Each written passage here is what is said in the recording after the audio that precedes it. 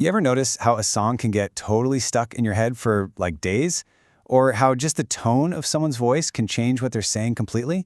Well, today we're going to dig into the secret connection between music and language. They're basically these two super powerful tools our brains have, and honestly, they're way more connected than you'd probably guess.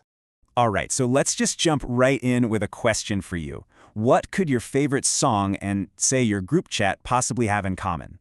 I mean, on the surface, it seems like nothing, right? But the real answer is buried deep inside our brains in how we're wired to make sense of sound. And trust me, the connection is pretty wild.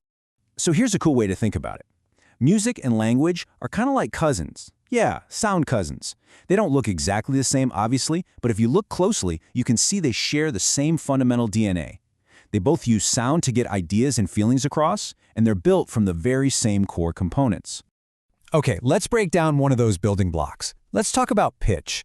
All pitch is, really, is how high or low a sound is. So in speech, you know how your voice goes up at the end of a sentence when you ask a question? Like, "You're coming?"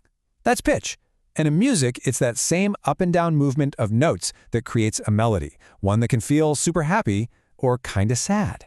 See? It's the exact same tool, just doing a different job. And then, of course, there's rhythm. Rhythm is that pulse, that beat. In music, it's obvious, right? It's what makes you want to dance. But get this, language has rhythm too. It's in the flow of conversation, the way we stress certain words and not others, the little pauses we take. It's exactly why poetry sounds so good, and why a great storyteller can totally pull you in. Without rhythm, honestly, both would just be a mess of noise. All right, so we've got these sound cousins, pitch and rhythm. But how does our brain actually deal with all this? Well, let's take a look at how our mind is basically the ultimate DJ, expertly processing all these sound patterns and mixing them into memories and skills. Okay, have you ever wondered how you can still remember the lyrics to a song you haven't heard in, like, 10 years? This is exactly why. That catchy melody, it's like a hook. Your brain grabs onto it, and the words, they just get attached and go right along for the ride, straight into your long-term memory. It's no accident we all learn the alphabet by singing it. Seriously, engaging with music is like a full-on workout for your brain. When you learn an instrument, you're training your mind to do all this incredible stuff. Pick out tiny details, see patterns, really focus.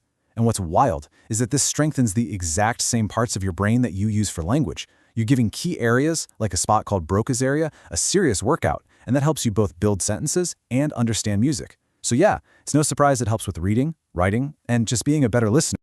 Okay, but here's the thing. Neither music nor language is just random noise, right? It's not a total free-for-all. To make any sense at all, they both have to follow a set of rules. Think of it like a blueprint that our brains are already trained to look for.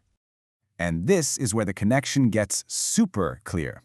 In language, we call that blueprint grammar. You know, the rules for how to build a sentence that people can actually understand. While music has its own version. It's called music theory. It's just the set of rules for how to arrange notes and chords so they sound good together. At their core, they're both just systems for creating order out of sound. And you know this is true, right? Think about it. When you hear a musician play a really wrong note, it's jarring. It just feels off. That feeling you get, that's your brain screaming, hey, a rule was just broken. It's the exact same cringe you feel when someone says a sentence with a big grammatical error.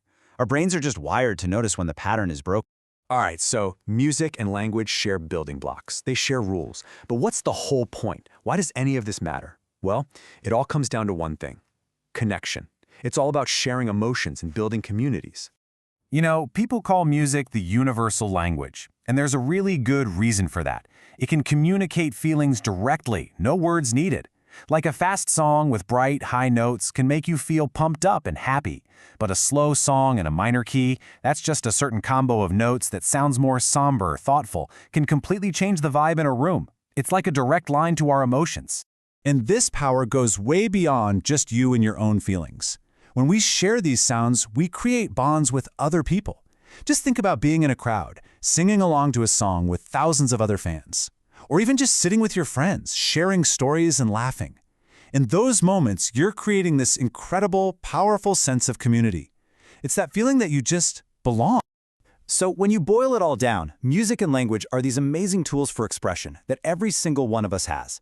They literally shape how we think, what we remember, and how we connect with other people.